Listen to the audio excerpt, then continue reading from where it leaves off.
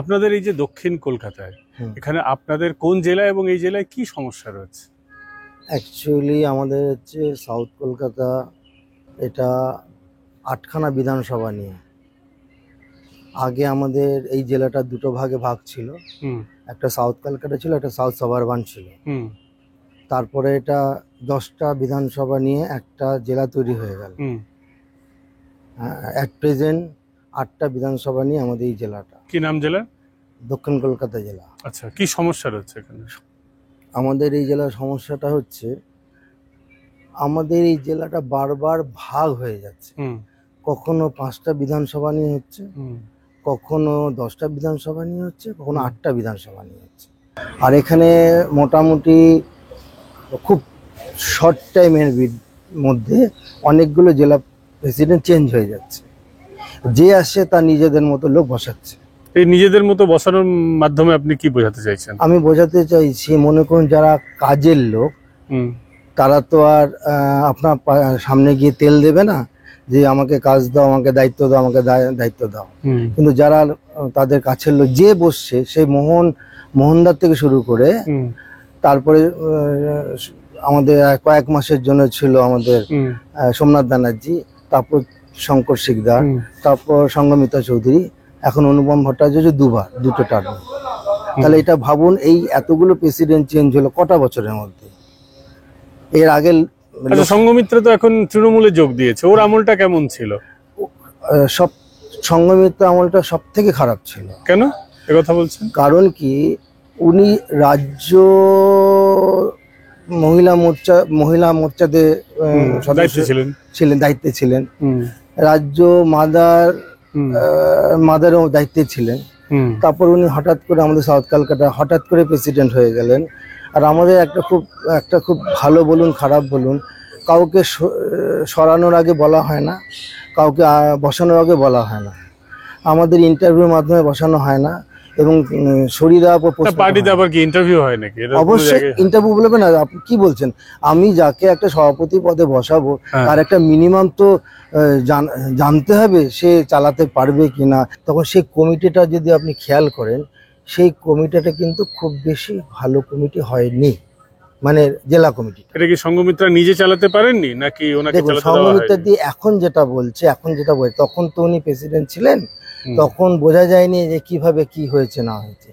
এখন উনি যে কথাগুলো বলছেন সেটা তো চলে যাওয়ার পর বলছে। আর সঙ্গমিত্রা দিয়ে এখন চলে যাওয়ার মূলে হচ্ছে উনি কিন্তু পরীক্ষিত হয়নি। উনি উনি যখন ছিলেন তখন কিন্তু কোনো রকম ইলেকশন হয়নি। অতএব সে ফেল করলো কি পাস করলো, সে কিন্তু পরীক্ষিত হয়নি। তারপরে তাকে কিন্তু সরানো হয়েছে। তাহলে যারা সরালো মানে অযোগ্য বলে, তাহলে তো তাদেরও সরে যাওয়া উচিত। যেরকম যাদবপুর জেলাতে আমাদের একজন জেলা প্রেসিডেন্ট করা হয়েছিল, তাকে কিন্তু 4 দিনের মধ্যে সরে যেতে হয়েছিল কুন্তল থেকে। তাহলে যারা তাকে সরালো বা যারা তাকে বসালো, তাদেরও তো সরে যাওয়া উচিত হিসেব মতো। আমি তো সেটাই জানি। আচ্ছা, দক্ষিণ কলকাতায় আরেকটা কথা বলা হয় যে ইচ্ছা করে এখানে এই জেলাটাকে খারাপ করে রাখা হয়েছে, যেহেতু মুখ্যমন্ত্রী এই অঞ্চলে থাকেন, একাধিক ক্যাবিনেট মিনিস্টার থাকেন, তৃণমূলের সব প্রায় অর্ধেক তাবর নেতা এখানে থাকে, সেই কারণেই নাকি ইচ্ছাকৃত এই জেলাটাকে নাকি ঠিক করা হয় না, এরকম একটা অভিযোগ। এটা কারা বলছে? এটা মার্কেটে গুঞ্জন আছে, বাজারে গুঞ্জন। মার্কেটে অনেক কিছু গুঞ্জন রটে, কিন্তু যা রটে তাতে কিছুটা বটে, সম্পূর্ণটা তো বটে না। এবারে ঘটনাটা হচ্ছে, আমাদের জেলাটা আপনাকে আমি আগেই বললাম, জেলাটা একবার এক রকম ফরমেশনে এসে যাচ্ছে। আর আমাদের যেহেতু মন্ডল নির্ভর আমাদের দলটা, সেখানে ওয়ার্ডে কাজ করতে একটু অসুবিধা হচ্ছে। আর বিশেষ করে এবারে খুব ক্ষতি করেছে দলটাকে টিম মেম্বারশিপ আর প্রাইমারি মেম্বারশিপটা নিয়ে। 12 নম্বর গেট আমাদের আরেকটা আমাদের দল যেটা করেছে, এই মেম্বারশিপ ব্যাপারটা, এই ফরমেশনটা খুব ঠিকঠাক করেনি। এই অ্যাক্টিভ মেম্বার এবং প্রাইমারি মেম্বার এই বিভাজনটা, এটা দলের জন্য মারাত্মক ক্ষতিকারক। কেন?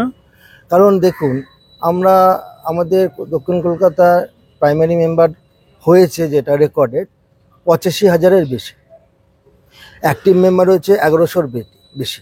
তাহলে আমরা সদস্য কাকে বলবো? যারা দলের সঙ্গে থাকবে, কাজ করবে, তাদের সদস্য করবো, বানাবো বা বলবো? আমরা মিছিলে কজনকে পাচ্ছি, কর্মসূচিতে কজনকে পাচ্ছি, মিটিংয়ে কজনকে, কিন্তু আমরা নামে তো 85,000 মেম্বার আমরা করে ফেলেছি। একটা সাউথ কলকাতা 85,000 যেখানে মেম্বার, আমি তো আশা করি 1%, মানে 850 লোক তো মিছিল মিটিংয়ে থাকবে, তাই তো হয় নাকি? আমরা লোক পাচ্ছি কোথায়? কেন হচ্ছে না কেন? তার মানে পুরো ব্যাপারটি জলে ভরা। তার মানে 85,000 মেম্বার যেটা করেছে সে পুরো জলে ভরা। এখন যিনি জেলা সভাপতি আছেন তার বিরুদ্ধেও দেখা গেছে ক্ষোভ, এমনকি রাকেশ সিং তাকে একবার হেনস্থাও করেছিল শারীরিকভাবে। দেখুন, আমি এই দলাদলিটা কেন? দেখুন, সত্যি কথা বলতে কি, অনুপম আমার খুব ভাইয়ের মতো। আমরা এখনো পর্যন্ত তুমি করে কথা বলি। অনুপম যখন সাউথ সরবানে ছিল তখন থেকে আমার সাথে পরিচয়, সোমনাথে যখন প্রেসিডেন্ট ছিল। আমি অনুপমকে কেন দোষ দেব? তারা, অনুপম তো নিজে নিজে বসেনি, রাইট? কেউ না কেউ তাকে বসিয়েছে। আমাদের দলে নিজে নিজে বসা যায় না। যারা বসেছে তারা ব্যাপারটা কি করছে? যারা বসিয়েছে তারা কি বলতে চাইছে? আমরা জানি, আমি একজন মাল্টিন্যাশনাল কোম্পানিতে চাকরি করা ছেলে, আমি আমেরিকান এক্সিস ব্যাংকে চাকরি করতাম। আমি জানি যে আমাদের পারফর্মটাই শেষ কথা বলে। তো অনুপম ভট্টাচার্য যখন সেকেন্ড টার্ম হচ্ছে প্রেসিডেন্ট, পারফরমেন্স ঠিকঠাক আছে? কেন নেই, কেন মনে হচ্ছে? সেটা দীপাঞ্জন গুহ, জগন্নাথ চ্যাটার্জি এবং অগ্নিমিত্রা পালরা বলতে পারবে, যারা দায়িত্বে আছে। আরেকজন আরো 2-4 জন আছে আর কি, তারা বলতে পারবে। অগ্নিমিত্রা পল কি এখানকার বাসিন্দা? তিনি এখানে থাকেন? উনি আমাদের সাউথ কলকাতার দায়িত্বে আছেন। উনি অ্যাজ এ জেনারেল আমাদের সাউথ কলকাতার দেখভালের দায়িত্বে আছেন দলটাকে।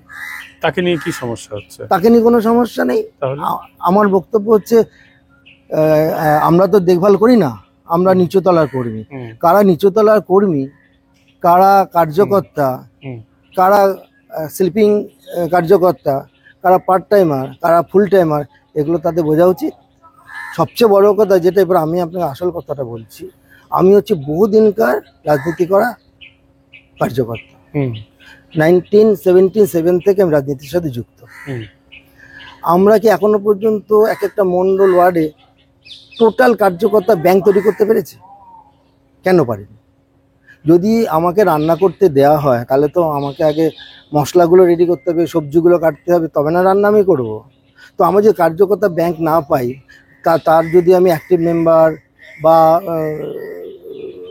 প্রাইমারি আপনার সাধারণ সদস্য, না ওই কথা বলছি না, আমি বলছি অ্যাক্টিভ, পার্ট টাইমার, ফুল টাইমার, হলিডে স্পেশাল, অনেক রকম আছে। তো সেটা কি আমরা জানতে পেরেছি? কাকে কি দায়িত্ব দিচ্ছি আমরা? আর এখনকার যেটা যে এখন তো বলা হচ্ছে এই কমিটিটা নাকি খুব ভালো হয়েছে, গতবারের তুলনায় এই কমিটিটা নাকি ভালো হয়েছে। হ্যাঁ, কিরকম ভালো? কে বলছে কি ভালো হচ্ছে? আপনি বলুন, তার মানে আমি বলতে পারবো যে কে বলছে কি ভালো হয়েছে। যারা কাজকর্ম করে, ইয়াং ছেলেদের নেওয়া হয়েছে। হ্যাঁ, আমি বলছি কোন কমিটি? জেলা কমিটি না জেলা কমিটির কথা বলছি। জেলা কমিটিতে আপনি সবচেয়ে ভালো হচ্ছে, সারা পৃথিবীতে সব থেকে বেশি দল বিরোধী কাজ আমরা কাকে বলি? যে নাকি দলের যারা দলের বিরুদ্ধে দাঁড়িয়ে দলকে হারিয়ে, দলের মধ্যে থেকেও দলকে হারানোর চেষ্টা করে। তার নাম কি? গৌরব বিশ্বাস। 86 ওয়ার্ডে তিস্তা বিস্তাতে হাজব্যান্ড। সে তো রাজশ্রী এগেন্সটে দাঁড়িয়ে 86 নম্বর ওয়ার্ডে জোড়াপাতার দাঁড়িয়ে তাকে হারিয়েছে। রাজশ্রী লাহিড়ির কথা? রাজশ্রী লাহিড়ি হারিয়ে সে রাজ্যের এসসি মোর্চা ভাইস প্রেসিডেন্ট হয়েছে, এখন জেনারেল সেক্রেটারি হয়েছে। আপনি মেনে নেবেন? আমি অনেক কথা বলতে পারবো না এখানে, বেশ ভেতরে অনেক কিছু ব্যাপার আছে যেগুলো সবসময় সম্মুখ সময় বলা যায় না। যতটুকু বলছি, যেটুকু আপনিও জানেন আমিও জানি, সেইটুকুই আমি বলছি। আমাদের এখানে এমন কার্যকর্তা, এমন জেলার কার্যকর্তাকে, নেতাকে এমন ভাষায় প্রয়োগ করেছে, তারা কিন্তু আজকে কমিটিতে গেছে। আর আরেকটা কথা বলছি দাদা, আমাদের তো 85,000 সদস্য করেছি, তো গৌরব বিশ্বাসকে জেনারেল সেক্রেটারি নিতে হবে? আপনি বলুন না আমাকে একটু। আচ্ছা, আমাদের কি একজন, যে কজন জেলা কমিটিতে আবার আছে সেক্রেটারিয়েট বডিতে, তার মধ্যে এমন কিছু লোক আছে প্রায় 3-4টে টার্ম করে তারা জেলা কমিটিতে আছে। এই দীপাঞ্জন গুহর বিরুদ্ধে কেএনএসডি তেও এর আগে পোস্টার পড়েছিল, এবং বিভিন্ন জায়গায় এর আগে তার বিরুদ্ধে পোস্টার পড়েছে। কেন এত ক্ষোভ, কেন এই ব্যক্তির বিরুদ্ধে? দেখুন, আমাদের দলে না এই পোস্টার মেরে ক্ষোভ বিক্ষোভ দিয়ে কিছু হয় না। আমাদের দলটা যে জায়গায় পৌঁছে যাচ্ছে আস্তে আস্তে, তবু ক্ষোভের কারণটা জানতে চাইছি যে ওনাকেই কেন টার্গেট করা হচ্ছে বা ওনার বিরুদ্ধে ক্ষোভটা কি কারণে? আবার বলছি কাছের লোক কাজের লোক। কার কাছের লোক কার কাজের লোক? যার যার কাছের লোক তারা পদ পাবে, আচ্ছা। তারা সুযোগ সুবিধা পাবে। যারা কাজের লোক তাদেরকে সরিয়ে দেওয়া হবে। কারণ আমি তো 1:1 চ্যালেঞ্জ করছি, আমার সাথে পলিটিক্যাল ডিবেট আসুক। 1:1 চ্যালেঞ্জ করছি, আমার সাথে পলিটিক্যাল ডিবেট আসুক। এই গতকাল জগন্নাথ দার সঙ্গে আমার একটা কথা হয়েছে। কোন জগন্নাথ? জগন্নাথ চ্যাটার্জি। আচ্ছা। এবারে বলুন, আমাকে উনি বলছেন যে তোমার মণ্ডলে কতগুলো কার্যকর্তা বসে আছে তার লিস্ট দাও। আচ্ছা বলুন তো, আমি দেওয়া মালিক? কিন্তু আমি এই ওয়ার্ডে যেখান থেকে আমি এখানে ইন্টারভিউটা দিচ্ছি, এই ওয়ার্ডে কিন্তু আমি ইলেকশন এজেন্ট হয়ে কাজ করেছি। তাহলে যে ছেলেটা ইলেকশন এজেন্ট হয়ে কাজ করেছে ওই সময় কর্পোরেশনে, তখন সবাই পালিয়ে গেছিল। মণ্ডল জেলা কেউ হেল্প করেনি।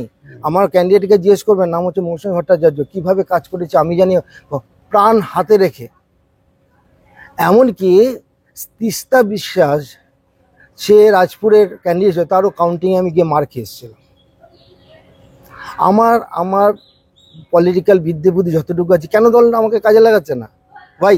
কিসের জন্য কাজে লাগাচ্ছে না? আমি তো 24 আওয়ার্স কাজ করতে পারি। হ্যাঁ, আরেকটা কথা হচ্ছে, আমাদের দল, আমরা রাজ্য চাইছে, মানে রাজ্যের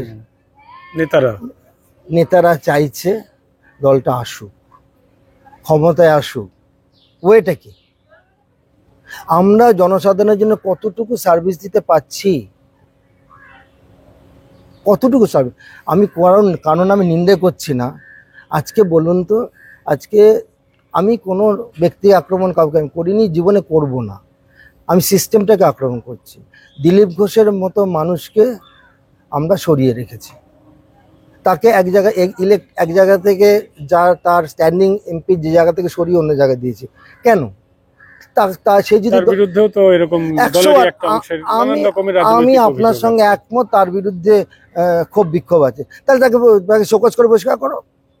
তুমি তাকে এক জায়গা থেকে আরেক জায়গায় সরিয়ে নিয়েছো, আমার নেতা আমরা মানছি, তোমরা মানছো, তুমি তাকে সরাচ্ছ, আবার তাকে কোনো দোলাচলে ভুগছে। কারা দোলাচলে নিচ্ছে? উনি যেখানকার স্ট্যান্ডিং এমপি, চট করে খুব অ্যালিগেশন না থাকলে এমএলএ এমপি কাউন্সিলরকে স্ট্যান্ডিং এদেরকে সরানো হয় না। তাকে যখন সরিয়েছো, তার এগেন্সে কোনো অ্যালিগেশন আছে, তুমি শোকজ করো, সাসপেন্ড করো, সরিয়ে। কিন্তু এইভাবে তো এক জায়গায়, তাহলে কি ব্যক্তিতন্ত্র চলছে দলের মধ্যে? সেটা দল ভালো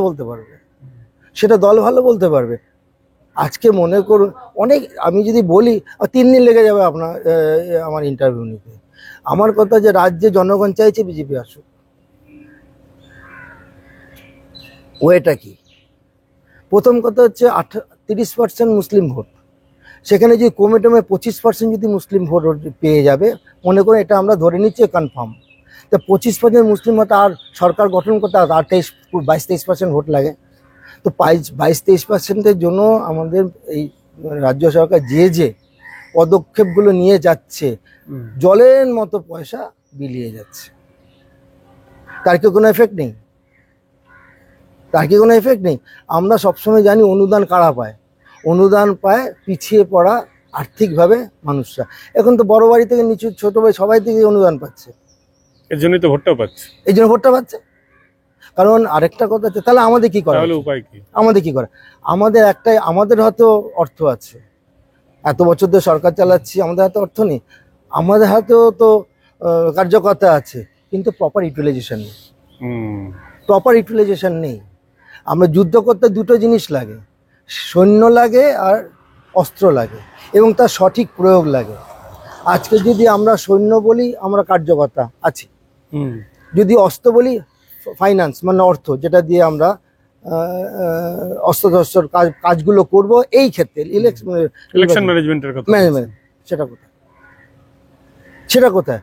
জনগণকে খালি হাতে আমাদের ভোট দিয়ে দেবে? যারা যা কিছু পাচ্ছে তাদের সেখান থেকে কোথায়? আমি 100 জনকে যদি আমি অনুদান দিই, বা 100 জনকে যদি আমি সুবিধা, সে 50 জন আমাকে দেবে না, 50 জন তো দেবে। তা 50 জন পেলে তো তার 50%, 48% হয়ে যাচ্ছে। তাহলে আমাদের কি করা হচ্ছে? সেগুলো রাজ্য বুঝবে না, জানবে না। আর আরেকটা কথা বলছি, আমাদের ভারতীয় জনতা পার্টিতে বহু ভালো ভালো কার্যকর্তা বসে আছে। আপনি আপনাকে এবার একটা কথা বলি, 85,000 যে আমরা প্রাইমারি মেম্বার করেছি, তাদের লিস্ট কেন বার বেরোচ্ছে না?